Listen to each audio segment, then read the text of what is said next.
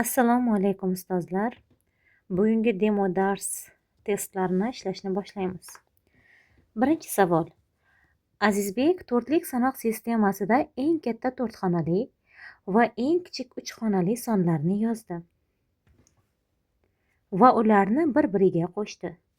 To'rtlik sanoq sistemasidagi ushbu yig'indi o'nlik sanoq sistemasida qaysi songa teng?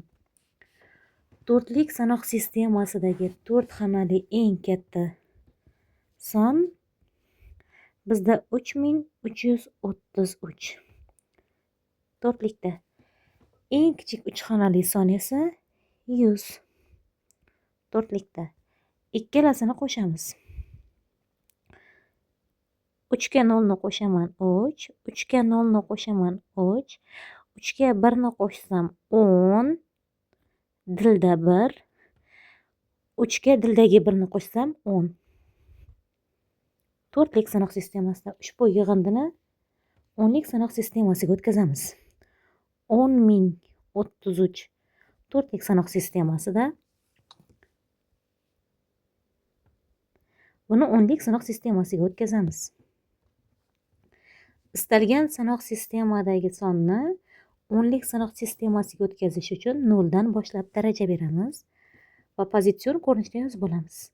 1 ko'paytirilgan 4 ning 4i, 0 ko'paytirilgan 4 ning 3i, 0 ko'paytirilgan 4 ning 2si, 3 ko'paytirilgan 4 ning 1i, 3 ko'paytirilgan 4 ning 0i. Hisoblasak 256 12 3 271. A javob. Keyingi savol. Moslashtiring. KPU, RAM, ROM, GPUlar berilgan. Bizdagi CPU Central Processing Unit. Central Processing Unit.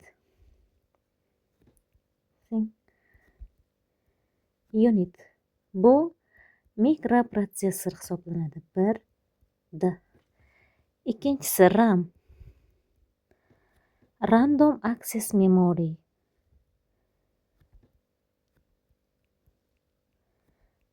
Bu tezkor xotira hisoblanadi. 2A. Uchinchisi ROM. Read Only Memory.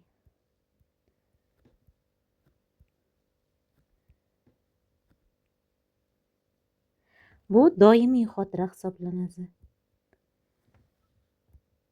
GPU esa Graphic Processing Unit. Bu video karta hisoblanadi. Processing Unit. 4si. 1D, 2A, 3B, 4si. B javob. Keyingi savol. Faylning to'liq nomi deganda faylga borish yo'li va uning nomini birgalikda yozish tushuniladi. Ushbu berilgan faylning to'liq nomidan foydalanib, fayl joylashgan joriy katalogni toping. Bizdagi joriy fayl eng oxirgisi bo'ladi. Joriy fayl.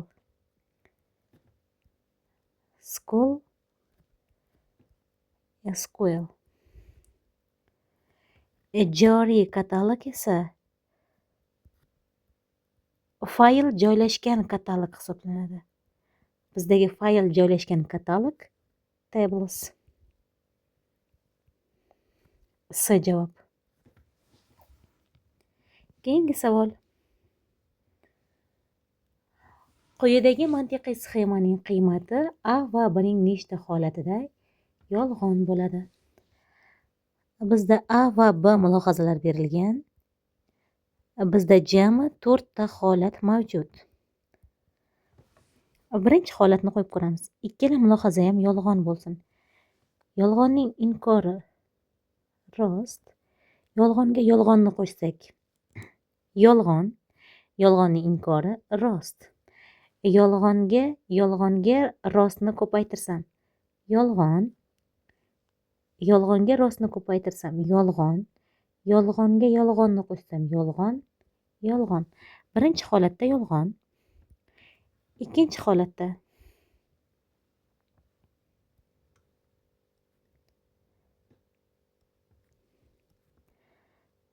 A mulohaza yolg'on, B mulohaza rost bo'lsin. Yolg'onning inkori rost. Yolg'onga rostni qo'shsam, rost. Rostning inkori yolg'on. Rostga rostni ko'paytirsam, rost. Rostga yolg'onni qo'shsam, ko'paytirsam, yolg'on. Rostga yolg'onni qo'shsam, rost. Rostga rostni ko'paytirsam, rost. Bu holatda rost bo'lar ekan. Endi uchinchi holatni ko'ramiz. Uchinchi holatda A mulohaza rost, B mulohaza yolg'on bo'lsin.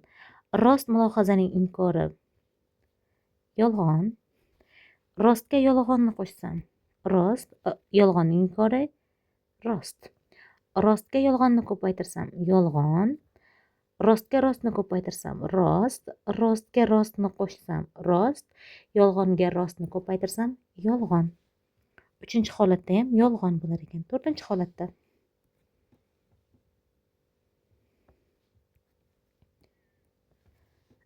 ikkala mulohaza ham rost bo'lsin. Rostning inkori yolg'on. Rostga rostni qo'shsam, rost. Rostning inkori yolg'on. Rostga yolg'onni ko'paytirsam, yolg'on.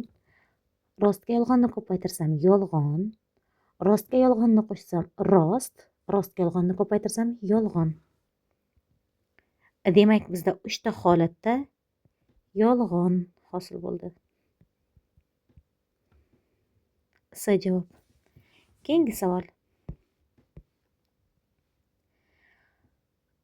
Rasmda A, K shaharlarini bog'laydigan yo'llar chizmasi ko'rsatilgan. Har bir yo'lda faqat o'q bilan ko'rsatilgan bitta yo'nalishda harakat qilish mumkin. A shahardan K shaharga, C shaharni kesib o'tib, nechta turli yo'llar orqali borish mumkin? A shahardan K shaharga, C shaharni kesib o'tish orqali. A'dan C'ga bitta yo'l mavjud. C'dan D'ga bitta, C'dan F'ga bitta, C'dan G'ga bitta yo'l mavjud. D'dan F'ga bitta yo'l kelganligi uchun bitta yo'l, G'dan F'ga bitta yo'l. F nuqtaga 3 ta yo'l kelganligi bois F'dan H'ga 3 ta yo'l. G'dan H'ga bitta yo'l. H uchun 4 ta yo'l kelganligi bois H'dan I'ga 4 ta yo'l, H'dan K'ga 4 ta yo'l, H'dan J'ga 4 ta yo'l. I'dan K'ga ham 4 ta yo'l bo'ladi. J'dan K'ga ham 4 ta yo'l bo'ladi. K'ga kelgan yo'llar soni 12 ta. A javob. Keyingi savol.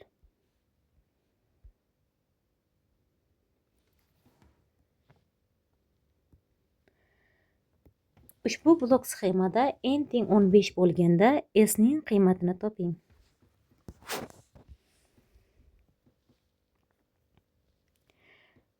N teng 15.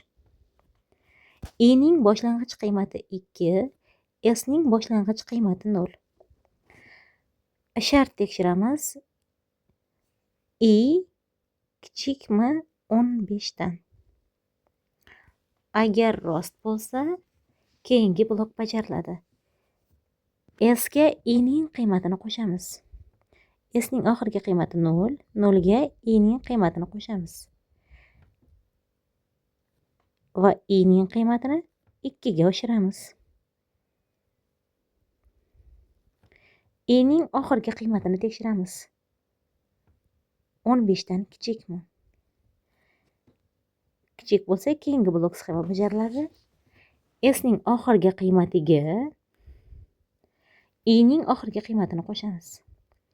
i'ning qiymatini 2 ga oshiramiz. i'ning qiymati n'dan kichikmi? Kichik bo'lsa keyingi blok sxema s'ning oxirgi qiymatiga i'ning oxirgi qiymatini qo'shamiz. i'ning qiymatini 2 ga oshiramiz. Yana tekshiramiz. I 15 dan kichikmi? U holda s'ning qiymatini i ga oshiramiz. S'ning oxirgi qiymati 12. 12 ga i'ning oxirgi qiymatini qo'shamiz. i'ning qiymatini yana 2 ga oshiramiz. i'ni yana tekshiramiz. 15 dan kichikmi? s'ning qiymatini i ga oshiramiz. Oxirgi qiymati 20. 20 ga qo'shamiz 10 ni. i'ning qiymatini 2 ga oshiramiz.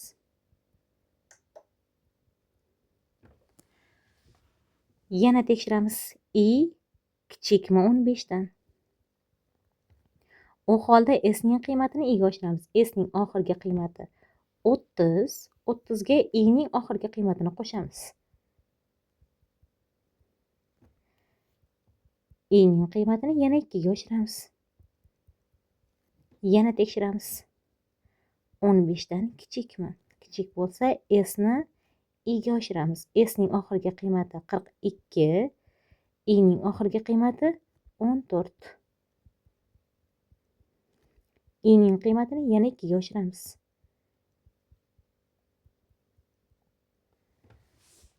i'ni yana tekshiramiz. Bu yerda shart yolg'on bo'lganligi sababli s ekranga chiqariladi. S'ning oxirgi qiymati 56. A javob. Keyingi savol. Ushbu dastur bajarilgach, yakunda A plus S yig'indining qiymatini toping. A ning qiymati 4 ga teng, B ning qiymati 4 ga teng, S ning qiymati 0 ga teng. Repeat until rost bo'lguncha bajariladi. Rost bo'lguncha. Tekshiramiz. A teng B mi? Bizda rost qiymat birinchi sikldayoq rost qiymat qabul qilyapti. 4 teng 4. Shu sababli bu yerda sikl bir marta ham bajarilmaydi. A ning qiymati, B ning qiymati, S ning qiymati o'zgarishsiz qoladi. Demak, A plus S yig'indining qiymati 4 ga teng.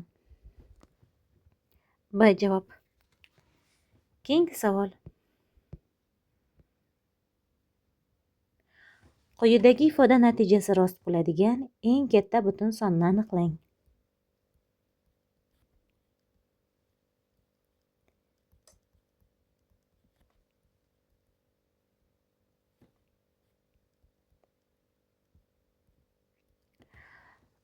Bu qism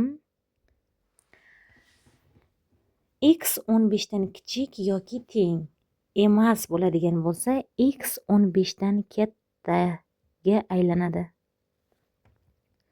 Va shu bilan birgalikda x 20 dan kichik,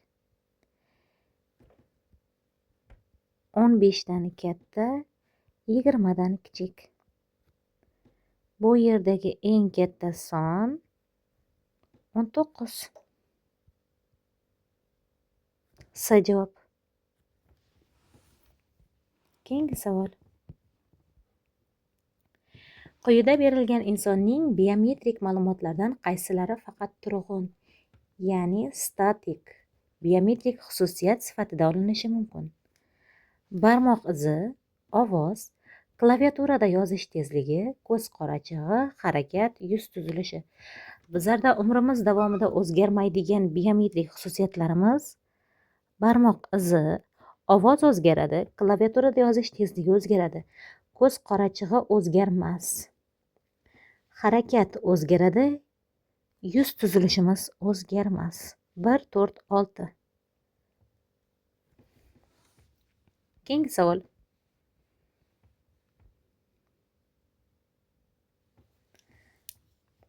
Quyidagi HTML hujjat kodi yozilishi bo'yicha birlashgan katakchalar sonini barcha katakchalar soniga ko'paytmasini toping.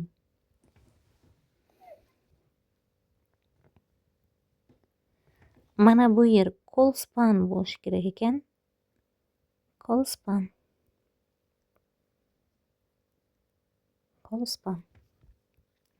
Endi ishlashni boshlaymiz. Table jadvalni bildiradi. TR satrni, TD ustunni bildiradi. P tegi abzatsni bildiradi. Strong qalin yozishni bildiradi.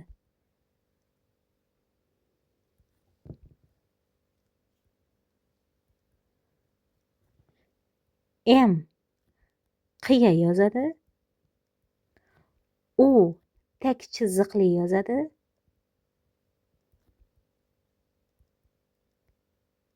Side tegi ham qiya yozadi. Endi jadvalni hosil qilishni boshlaymiz. TR birinchi satrni hosil qilamiz. Birinchi satrni boshladik. Col_span 2 deganim ikkita ustunni birlashtirishni bildiradi. Ikkita ustunni birlashtirdim. Bu yerda 5 soni yozilar ekan. Yana col_span 2 bo'lsa, yana ikkita ustun birlashtiriladi. Bu yerda 7 sonini yozamiz. TR shu bilan satr tugadi. TR keyingi satr boshlandi. TD birinchi ustunga 12 soni yoziladi. Mana birinchi ustun 12 soni. Ikkinchi ustunga 10 soni yoziladi ekan. Mana ikkinchi ustun 10 sonini yozdim. Uchinchi ustunga 4 soni yoziladi. Mana uchinchi ustun 4 soni. Oxirgi ustunga 14 sonini yozamiz. Va shu bilan satr tugadi, jadval ham tugadi. Birlashgan katakchalar soni. Bizda ikkita katak birlashgan. Barcha katakchalar soniga, barcha katakchalarim 6 ta. Ko'paytmasini toping. 12. A javob. Keyingi savol.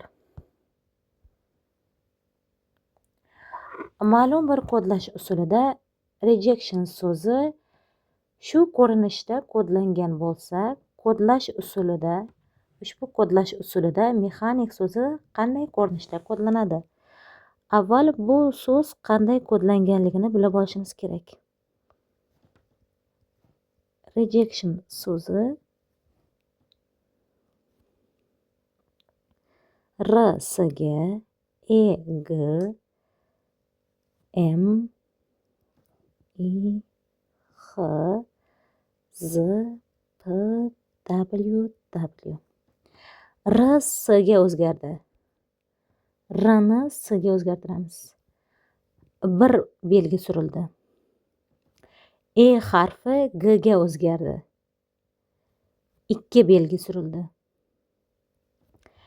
J harfi M ga o'zgardi. 3 belgi surildi. E harfi I ga o'zgardi.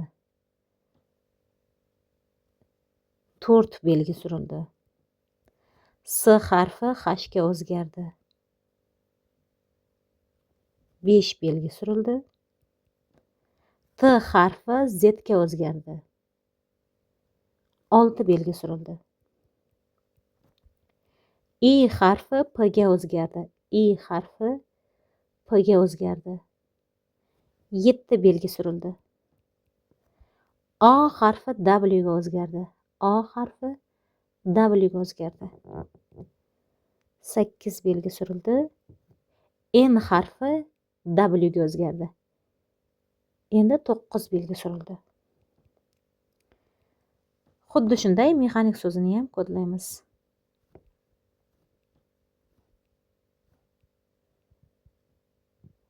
M harfini 1 belgi, E harfini 2, 3, 4 va hokazo tartibda alifboda surib chiqamiz. M N ga o'zgaradi. E G ga o'zgaradi. S ni 3 belgi suraman. F ga o'zgaradi. H ni 4 belgi suraman. L ga o'zgaradi. A harfini 5 belgi suraman. 1, 2, 3, 4, 5. F harfi bo'ladi. N harfini 6 harf suraman. 1, 2, 3, 4, 5, 6. T bo'ladi. E harfini 7 harf suraman. 1, 2, 3, 4, 5, 6, 7. P ga o'zgaradi. S harfini 8 harf suraman. 1, 2, 3, 4, 5, 6, 7, 8. K ga o'zgaradi. Demak, hosil bo'ladigan so'z TPK. Ajoyib. Keyingi savol. Kompyuter va kommunikatsion texnologiyalar yordamida katta tezlikda izlash, to'plash, saqlash, qayta ishlash va uzatish usullarini o'rgatuvchi fan informatika hisoblanadi. Keyingi savol. 1983-yilda yaratilgan OSI modeli necha pog'onadan iborat? 7 ta pog'onadan iborat. Keyingi savol.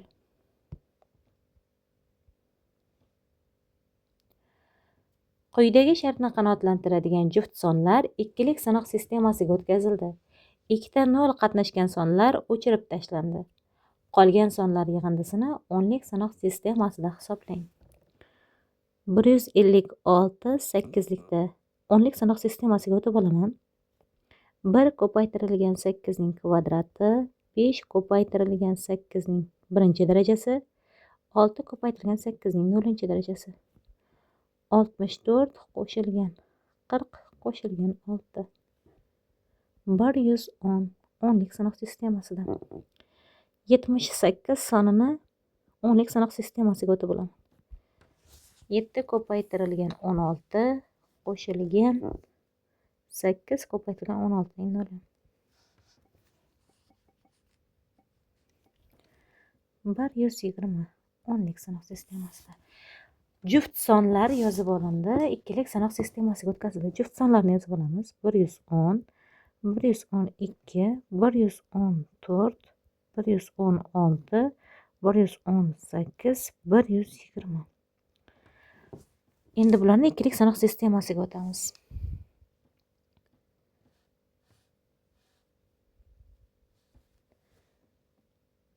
110 soni ikkilikda 110, 111, 0. 112 soni ikkilikda 111, 1, 2, 3, 4. Ikkilikda. 114 soni uchun 111, 0, 0, 10 bo'ladi. Ikkilikda. 116 uchun esa 111, 0, 100 bo'ladi. Ikkilikda. 118 uchun 111, 0, 110. Ikkilikda. 120 uchun esa 111, 1000 bo'ladi. Sonlarni yozib oldik. Endi 2 ta 0 qatnashganlarni o'chirib chiqamiz. Bu o'chadi. 2 ta 0 qatnashgan va bu o'chadi. Qolgan sonlar yig'indisini o'nlik sanoq sistemasida hisoblang. Qolgan sonlar bizda 112, 116, 114, 114, 116, 120, 462. B javob. Keyingi savol. 960 megabayt hajmli axborotning 25%. 960 megabayt 100% bo'lsa, 25% 240 megabayt bo'ladi. 240 megabayt 6 megabayt taqsim sekundda. Keyin 4 dan 1 qismi. 4 dan 1 qismi ham 25% ga teng bo'ladi. U ham 240 megabayt bo'ladi. 30 megabayt taqsim sekundda o'tkazildi. Jami vaqtni topib olaman. 240 ni 6 ga bo'lsak 40, 240 ni 30 ga bo'lsak 8, 48 sekund. Qolgan qismini yuborish uchun dastlabki 2 qismini yuborish uchun ketgan vaqt 48 sekund. Teng vaqt ketdi. Jami axborot yuborish uchun ketgan o'rtacha tezlikni toping. O'rtacha tezlikni topish uchun umumiy megabaytni, umumiy hajmni umumiy vaqtga bo'laman. Bizdagi umumiy hajm 960 megabayt. Endi umumiy vaqt birinchi va ikkinchi qismlar uchun 48 sekund ketdi. Ikkinchi qism uchun qolgan ikkinchi qism uchun ham uchinchi qism uchun yana 48 sekund ketdi. 960 megabaytni bo'lamiz 96 sekundga. 10 megabayt taqsim sekund. C javob. Biroz chalkashliklar bo'lgan bo'lishi mumkin variantlarda. Keyingi savol. MS Excel dasturidagi quyidagi formula nechta diapazondagi qiymatlarning yig'indisini hisoblaydi? Ketakchalar soni emas, bizga ketakchalar guruhining soni kerak, ya'ni diapazonlar soni. F2 bitta diapazon, F6, F9 bitta diapazon,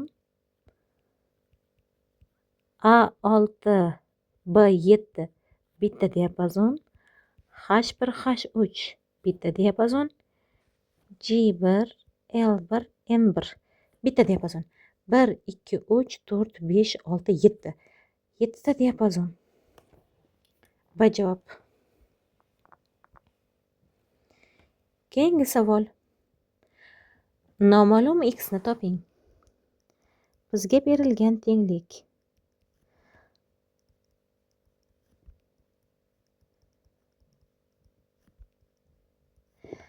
Hammasini o'nlik sanoq sistemasiga o'tib olamiz. 3x 4 oltilikda o'nlik sanoq sistemasiga o'tamiz. 3 ko'paytirilgan 6 ning kvadrati, x ko'paytirilgan 6 ning 1, 4 ko'paytirilgan 6 ning 0.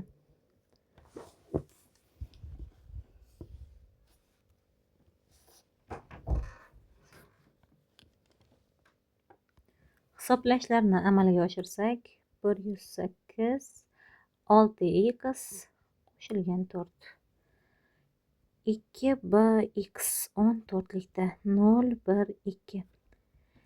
2 ko'paytirilgan 14 ning kvadrati a 10 ga teng bo'lsa, b 11 ga teng. Son qiymatini olib ketamiz. 11 ko'paytirilgan 14 ning 1, x ko'paytirilgan 14 ning 0. 392 154 qo'shilgan x. Tenglamaga keltirib qo'yamiz. 112 qo'shilgan 6x qo'shilgan 392 qo'shilgan 154 546 qo'shilgan x 700 ga teng. Bu yerdan 7x 42 ga teng chiqadi. X teng 6. C javob. Keyingi savol. O'quvchilar robototexnika darsida yorug'lik lampochkalar yordamida signal uzatadigan qurilma yasashmoqchi. Har bir lampochka qizil, yashil, sariq va oq rangda yonishi ma'lum. Ushbu qurilma 200 xil signal uzata olishi uchun qurilmada eng kamida nechta yorug'lik lampochkalari bo'lishi kerak?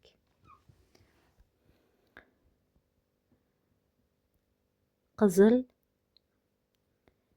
yashil, sariq va oq ranglarda. 0, 1, 2, 3 qilsam.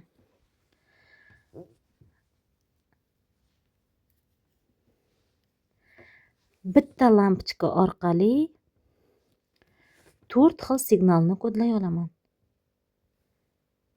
Bitta lampochka orqali 4 xil signal kodlanadi, ya'ni 0, 1, 2, 3. Ikkita lampochka orqali esa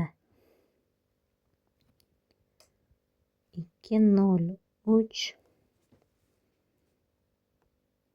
10, 11, 12, 13, 20, 21, 22, 23, 30, 31, 32, 33. Jami ikkita lampochka orqali 16 xil signalni kodlay olaman. 200 xil signalni kodlashim uchun, demak, 4 ning n'inchi darajasi katta yoki teng bo'lishi kerak 200 dan. Bu yerda 4 ning birinchi darajasi, bu 4 ning ikkinchi darajasi, n ni topishim kerak shu yerdan. N teng 4. Ya'ni 256 xil signalni kodlay olaman 4 xil lampochka bilan. Javob 4 ta lampochka. D javob. Keyingi savol. Word dasturida quyidagi berilgan tushunchalarni to'g'ri moslashtiring. Birinchi, justify matnni sahifaning ikki cheti bo'ylab tekstlash. Ikkinchi, border chegara so'zini bildiradi. Tasvir yoki matn bloki atrofida joylashtiriladigan hoshiya chiziq. Uchinchi, jadval matnni o'qish uchun oson va tushunarli taqdim qiluvchi maket. A. To'rtinchi, ro'yxat esa bir-biriga bog'liq elementlar ketma-ketligi. B. 1S, 2D, 3. A. 4B. A javob. Keyingi savol. Bir kompaniyada xavfsizlik bo'yicha yozilgan hisobot 504 betdan iborat. Har bir betda o'rtacha 80 ta satr, har bir satrda esa 70 ta belgi mavjud. Mutaxassis bu hisobotni 24 soat 30 daqiqada to'liq o'rganib chiqqan. U o'rtacha qanday tezlikda axborotni o'qigan? Tezlikni topish uchun umumiy vaqtga bo'lamiz. Umumiy hajm bizda 504 bet hisobot, har bir bet 80 ta satrdan iborat, har bir satr 70 ta belgidan iborat. Bu bir belgi 1 bayt bo'lganligi uchun axborot hajmi baytda chiqadi. Vaqtimiz 24 soat 30 daqiqa, ya'ni 24 yarim soat. Soatni sekundga o'tish uchun 3600 ga ko'paytiraman. 504 ko'paytirilgan 80 ko'paytirilgan 70 bo'lamiz 24 yarimga bo'lamiz 3600 ga. 32 bayt taqsim sekund. A javob. Shu bilan bugungi demo dars testlari tugadi. Hammaga rahmat.